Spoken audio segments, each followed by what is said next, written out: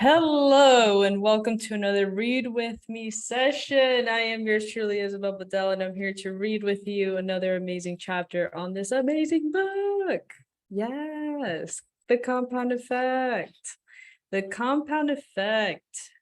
It's one of those books that you got to keep in your arsenal at all times, just in case you find yourself not performing or kind of in a slump.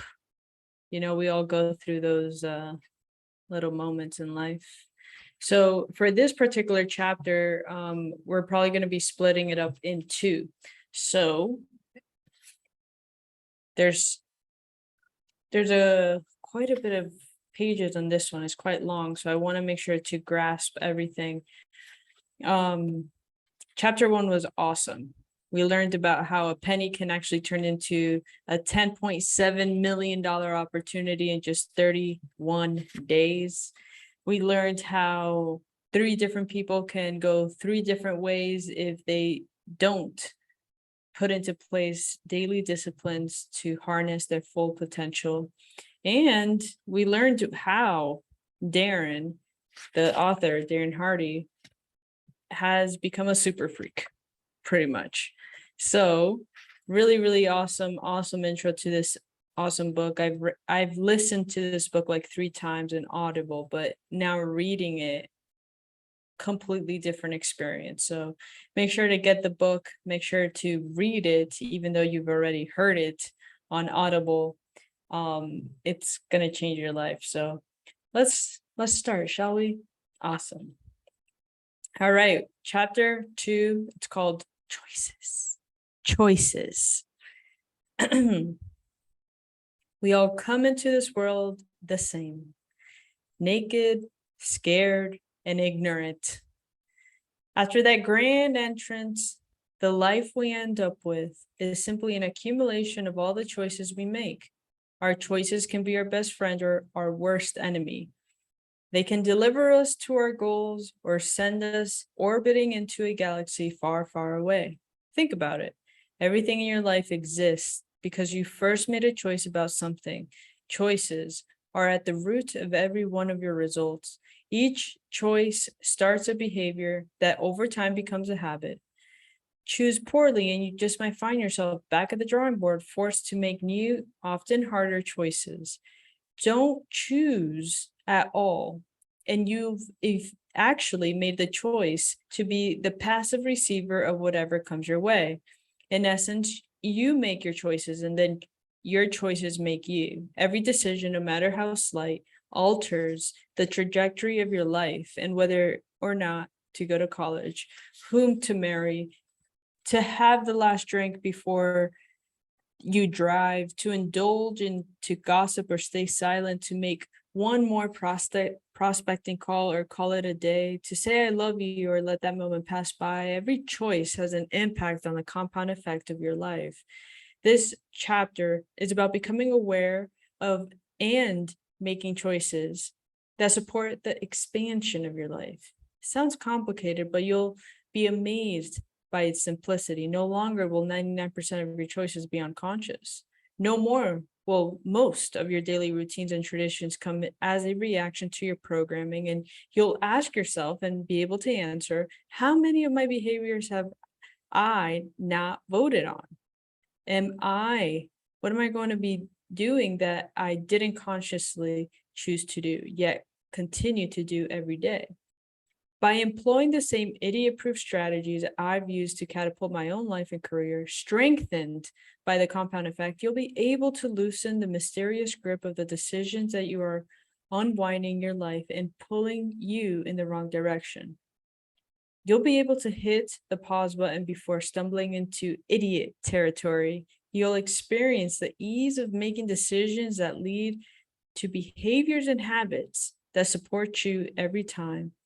And your biggest challenge isn't that you've intentionally been making bad choices. Heck, that would be easy to fix. Your biggest challenge is that you've been sleepwalking through your choices. Half the time, you're not even aware that you're making them. Our choices are often shaped by our culture and upbringing. They can be so intertwined in our routine behaviors and habits that they seem beyond our control. And for instance, have you ever been going about your business, enjoying life, when all of a sudden, you made a stupid choice or a series of small choices that ultimately sabotage your hard work and momentum, all for no apparent reason? You didn't intend to sabotage yourself, but by not thinking about your decisions, weighing the risk and potential outcomes, you found yourself fast facing unintended consequences. Nobody intends to become obese, go through bankruptcy, get a divorce, but often, if not always, those consequences are the result of a series of small, poor choices. Elephants don't bite.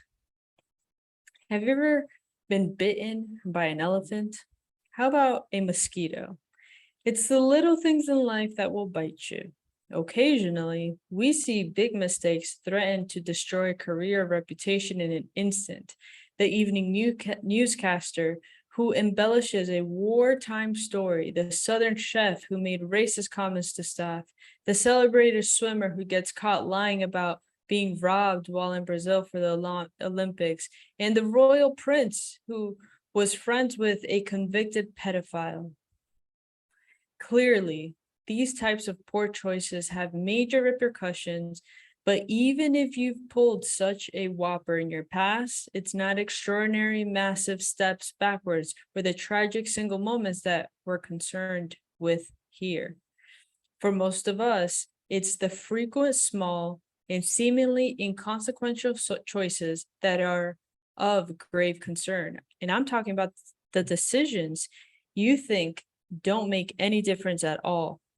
It's the little things that inevitably and predictably derail your success, whether they're boneheaded maneuvers, no biggie behaviors, or are disguised as positive choices. Those are especially insidious, the ones that are disguised as positive choices. These seemingly insignificant decisions can completely throw you off course because you're not being mindful of them. You get overwhelmed, space out, and are unaware of the little actions that take you way off course. The compound effect works, all right? It's always working, remember? But in this case, it works against you because you're sleepwalking. For instance, you inhale a soda and a bag of potato chips and suddenly realize, after you've polished off the last chip, that you blew an entire day of healthy eating and you weren't even hungry. You get caught up and lose 2 hours watching mindless TV and scratch that, let's give you some credit, make it an educational documentary. And before realizing you've spaced on preparing for an important presentation to land a valuable client, you blurted out a knee-jerking lie to a loved one for no good reason, when the truth would have just worked just fine. What's going on? You've allowed yourself to make choices without thinking. And as long as you're making those choices unconsciously, you can't consciously choose to change that ineffective behavior and turn it into productive habits. It's time to wake up and make empowering choices. Thanksgiving year around. It's easy to point fingers at others, isn't it? I'm not getting ahead because of my lame boss. I wouldn't have gotten that promotion if I hadn't been for that backstabbing coworker. I'm always in a bad mood because my kids are driving me crazy. We're always so particularly gifted in finger pointing in the finger pointing department when it comes to our romantic relationships, where the other person is the one who needs to change. A few years back, a friend of mine was complaining about his wife. From my observation, she was a terrific lady and he was lucky to have her. I told him as much, but he continued to point out all the ways that she was responsible for his unhappiness. And that's when I shared an experience that had literally changed my marriage.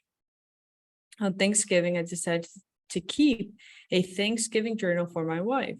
Every day for an entire year, I logged at least one thing I appreciated about her. The way she interacted with her friends, how she cared for our dogs, the fresh bed she prepared, a succulent meal she whipped up, or the beautiful way she styled her hair that day, whatever. I looked for the things that my wife was doing that touched me, or revealed attributes, characteristics, or qualities I appreciated. I wrote them all down secretly for an entire year, and by the end of that year, I filled an entire journal. When I gave it to her the following Thanksgiving, she cried, calling it the best gift she'd ever received, and even better than the BMW I'd given her for her birthday. The funny thing was that the person most affected by this gift was me. All that journaling forced me to focus on my wife's positive aspects. I was consciously looking for all the things that she was doing right. The heartfelt focus overwhelmed anything I might have otherwise complained about. I fell deeply in love with her all over again, and maybe even more than ever, as I was seeing subtleties in her nature and behavior instead of her more obvious qualities.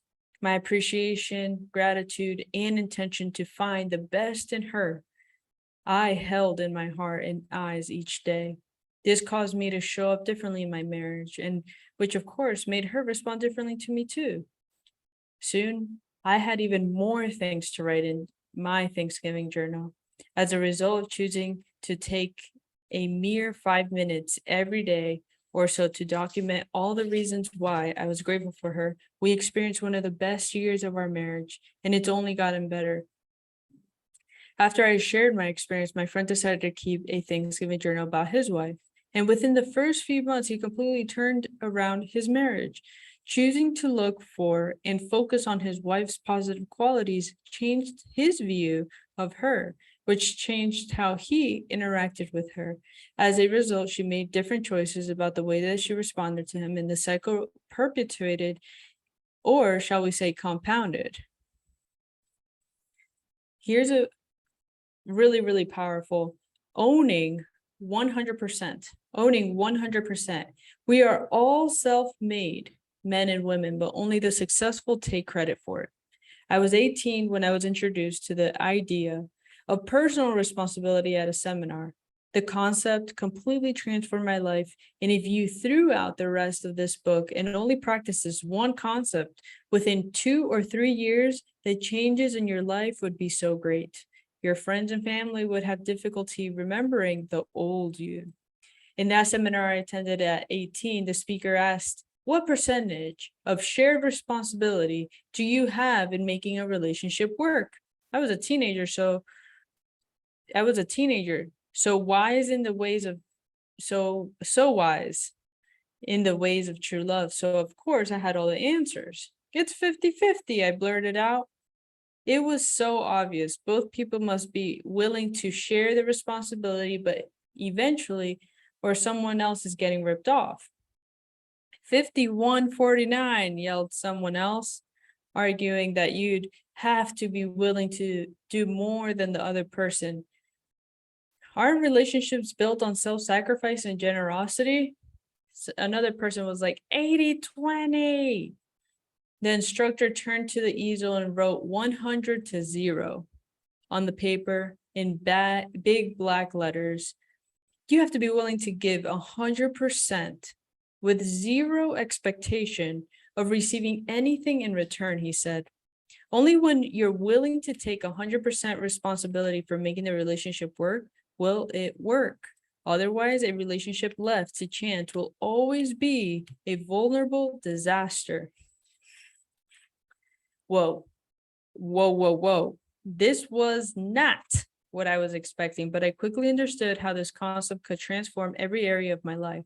If I always took 100% responsibility for everything I experienced, completely owning all of my choices and all the ways I responded to whatever happened to me, I held the power. Everything was up to me. I was responsible for everything that I did, I didn't do, or how I responded to what was done to me.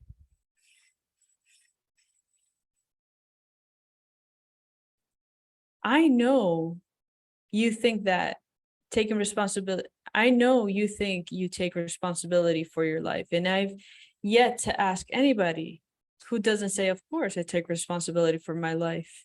But then you look at how most people operate in the world. And there's a lot of finger pointing, victimhood, blaming, and expecting someone else or the government to solve their problems. And if you've ever blamed traffic for being late or decided you are in a bad mood because of something your kid, spouse, or coworker did, then you're not taking 100% personal responsibility.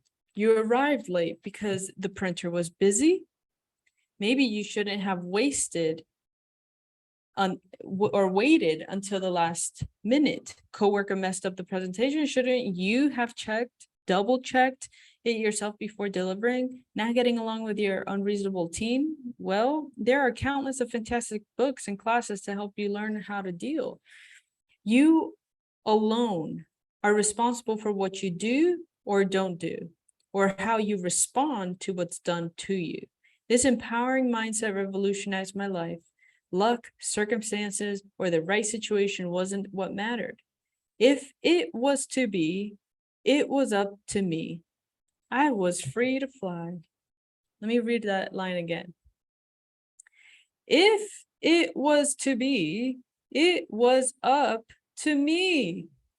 I was free to fly, no matter who was elected president, how badly the economy tanked, or what anybody said, did, or didn't do. I was still 100% in control of me. By choosing to be officially liberated from past, present, and future victimhood, I'd hit the jackpot. I had the unlimited power to control my destiny. Getting lucky.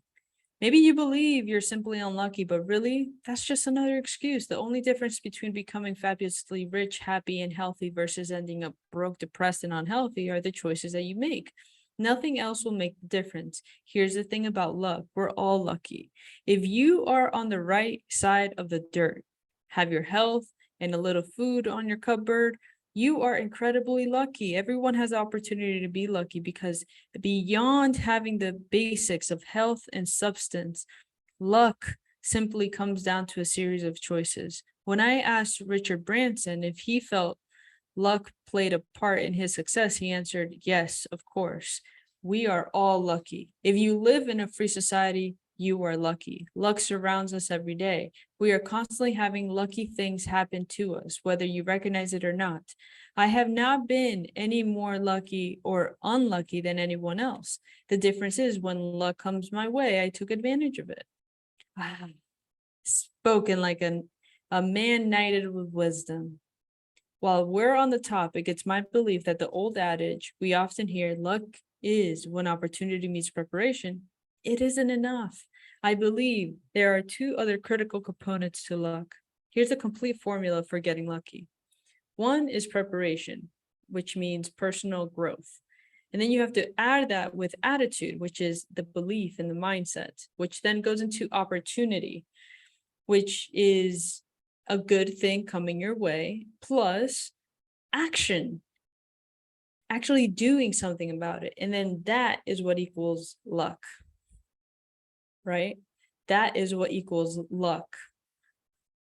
Preparation here is by constantly improving and preparing yourself, your skills, knowledge, expertise, relationships, and resources. You have the wherewithal to take advantage of great opportunities when they arise. And that is when luck strikes. Then you can be like Beyonce, who famously said, I don't like to gamble, but if there's one thing I'm willing to bet on, it's myself. Attitude. Attitude is where luck evades most people, and where Sir Richard is spot on with his belief that luck is all around us. It's simply a matter of seeing situations, conversations, and circumstances as fortuitous. You cannot see what you don't look for. Oof. You cannot see what you don't look for. And you cannot look for what you don't believe in.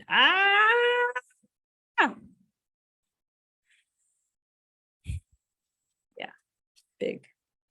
Opportunity. It's possible to make your own luck, but luck I'm talking about here isn't planned for or comes faster or differently than expected. In this stage of the formula, luck isn't forced. It's a natural occurrence, and it often shows up seemingly of its own accord. And then action. This is where you come in. However, this luck was delivered to you from the universe, God, and the Lucky Charms leprechaun, or whomever, or whatever you associate delivering your good fortune with. It's now your job to act on it. This is what separates the Richard Bransons from the Joseph Wellingtons. Joseph who, exactly? Yeah, you've never heard of him. That's because he failed to take action on all lucky things that happened to him.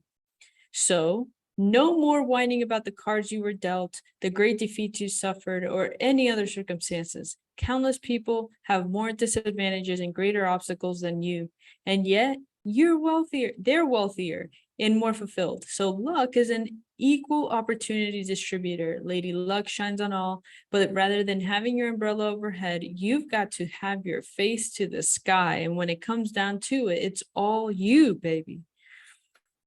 There's no other way around it. The high price of tuition at UHK, University of Hard Knocks.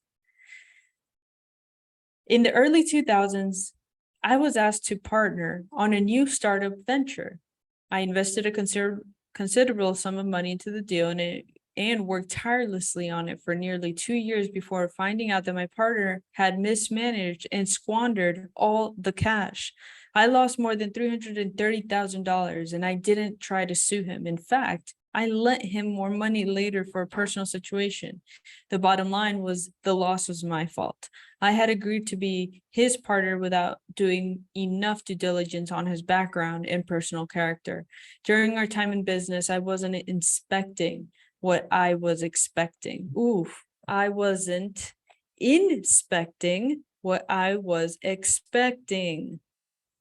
I could justify it by saying I trusted him, but the truth was I was guilty of being lazy by not watching the finances more diligently. Not only had I made the choice to start this relationship in business, but I also made my choices to ignore obvious red flags and warning signs. And because I chose to not be completely responsible for the business, in the end, I was responsible for the results. When I learned of the wrongdoings, I chose not to lose any more time fighting it. Instead, I licked my wounds, learned my lesson, and moved on. In hindsight, I'd make the same choice to pick up and move on again. I now challenge you to do the same. No matter what has happened to you, take full responsibility. Take complete responsibility for it. Good or bad, victory or defeat, own it. My mentor, Jim Rohn, said, the day you graduate from childhood to adulthood is the day that you take full responsibility for your life.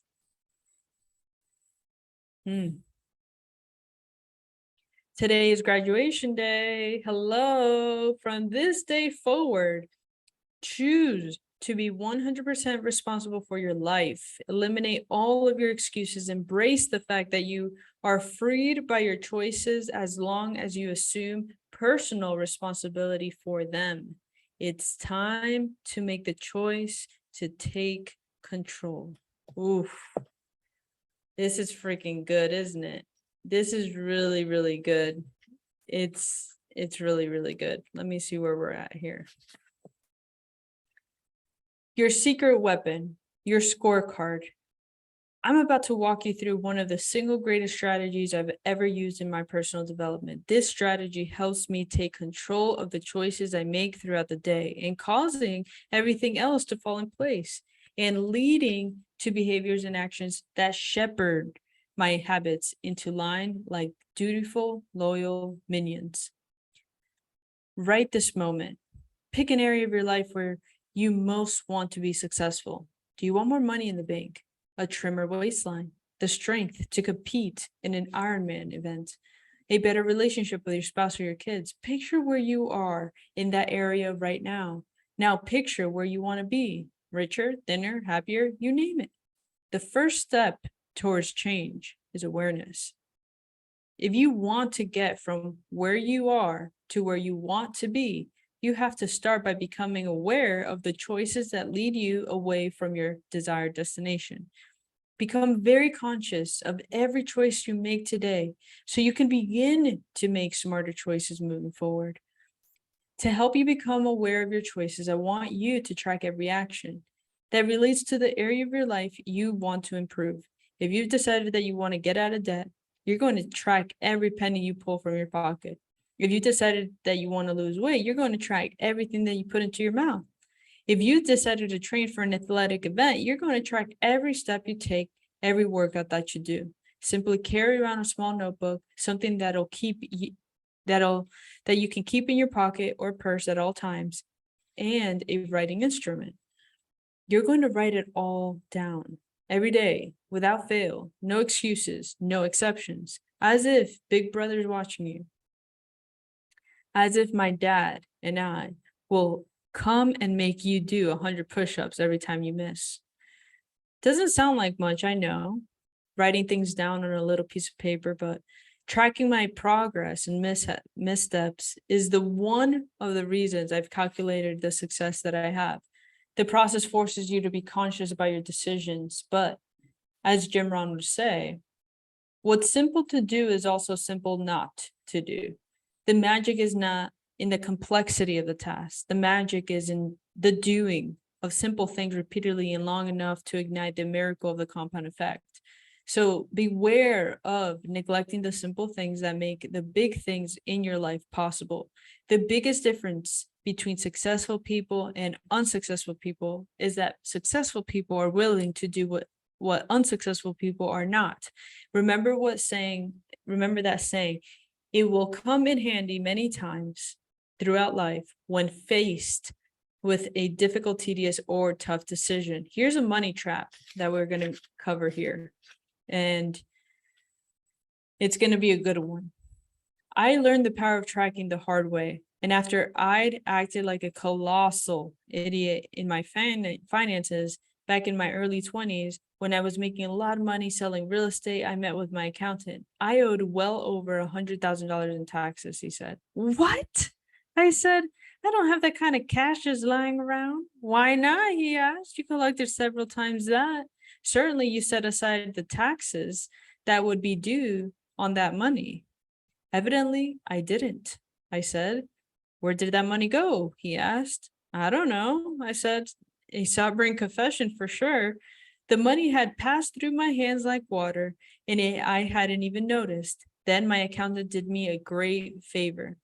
He said, son, look me dead in my eyes.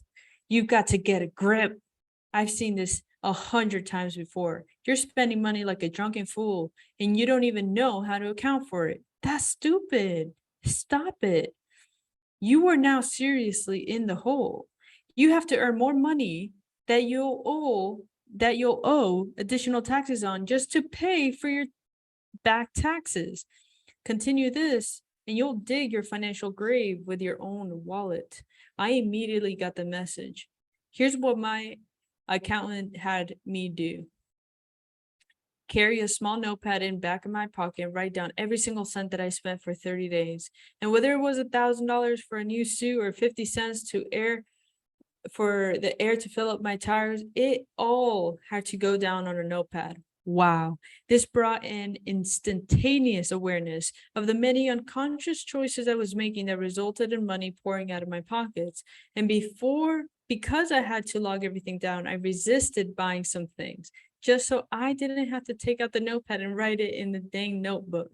Keeping a money log for 30 days straight cemented a new awareness in me and created a completely new set of choices and disciplines surrounding spending. And since awareness and positive behaviors compound, I found myself being more proactive with money in general, putting away more for retirement, finding areas to save where there was clear waste, and enjoying the fun quotient of money, play money, all the more. When I did consider shelling out for entertainment, I did so only after a long pause. This tracking exercise changed my awareness of how I related to money. It worked so well, in fact, that I used it many times to change other behaviors, and tracking is my go-to transformation model for everything that ails me. Over the years, I've tracked what I eat and drink, how much I exercise, how much I spend improving a skill, my number of sales calls, even the improvement of my relationships with my family, friends, or my spouse. The results have been no less profound than my money tracking wake-up call. And buying this book, you're basically paying me for my opinion, my guidance. This is where I'm going to become a hard ass and insist you track your behaviors for at least one whole week. This book isn't designed to entertain you. It is designed to help you get the results, to help get you results. You have to take some action. You may have heard about tracking before, and in fact, you've probably done your own version of this exercise, but I also bet you aren't doing it right now. How do I know? Because your life isn't working as successfully as you'd like. You've gotten derailed. Tracking is a way to get you back on track. Love it. Love it. Love this guy. Just highlighting a bunch of things here before I lose track. Do you know how the casinos make so much money in Vegas? Because they track every table, every winner, every hour. Why do Olympic trainers get paid top dollar? Because they track every workout, every calorie, every micronutrient for their athletes. All winners are trackers. Oof. All winners are trackers. Right now, I want you to track your life with the same intention, to bring your goals within sight. Tracking is a simple exercise. It works because it brings the moment to moment awareness to the actions you take in the area of your life you want to improve. And you'll be surprised at what you will observe about your behavior. You cannot manage or improve something until you measure it. Likewise, you can't make the most of who you are, your talents, your resources, your capabilities until you are aware of accountable for your actions. Every professional athlete and his or her coach track each performance down to the smallest minute. Pitchers know their stats on every pitch and their repertoire. Golfers have their own metrics on their swings. Professional athletes know how to adjust performances based on how they're tracked. They pay attention to what they record and make changes accordingly. And because they know where their stats can improve, they win more games and earn more in endorsement deals. Because they know when and where their stats can improve, they win more games and earn more in their endorsement deals. At any given moment, I want you to know exactly very well what you're doing. I'm going to be asking you to track yourself as if you're a valuable commodity, because you are. Want that idiot-proof system we talked about earlier? Well, this is it. So regardless of whether you think you're aware of your habits or not, believe me, or you're not, I'm asking you to start tracking. Doing so will revolutionize your life and ultimately your lifestyle. Such a simple concept. Such a simple concept. I'm super, super excited for this because I'm going to stop here. This is part 1 of chapter 1, or chapter 2, excuse me. We already read chapter 1, but we're going to keep that. We're going to put a pin in it because it's very, very important that we grasp that concept of actually tracking. What can you track in your life right now, both in business categories and in life categories? Like I'm really, really pumped about this because I mean, we harp on this so much when it comes to our business Ivy leads. We help coaches grow their business through organic lead gen plus systems, right? And one of the trainings that we did yesterday was talking about how to hire your dream assistant. And one of the things that was a key feedback on, how typically people hire their VAs or virtual assistants is that they have them do a bunch of different tasks, and they can see the activity, whether it's on their phone or whether it's, on their IG, Facebook, or LinkedIn, and they feel like they're being productive, sending out 60 messages a day or whatever it is. But then when you really look at the actual data, what's the result of that? What are you paying that person for? how are you tracking their performance? Are you tracking how many reach outs are being sent out? What are you tracking? Are you tracking the response rate? Are you tracking the yeses? Are you tracking the nos? Are you tracking the conversions to calls? Are you converting into your 7-figure funnel? Like, there's so many things that you can actually track to get the results that you want. That's why we say, if you apply the actual tracking methods, if you apply the actual tracker that we provide in the business, online business mastery program, right? Or the turnkey program that we have, you literally can have a predictable cash flow machine, because we understand that if you're dealing with Instagram, Facebook, or LinkedIn, you can plug in the numbers, plug in the reach outs, and then you will understand the conversion on the back end. So I'm 100% on board with what Darren is talking about with the tracker. Like, that is definitely the way to go. He calls it the dummy proof, but it's a genius proof.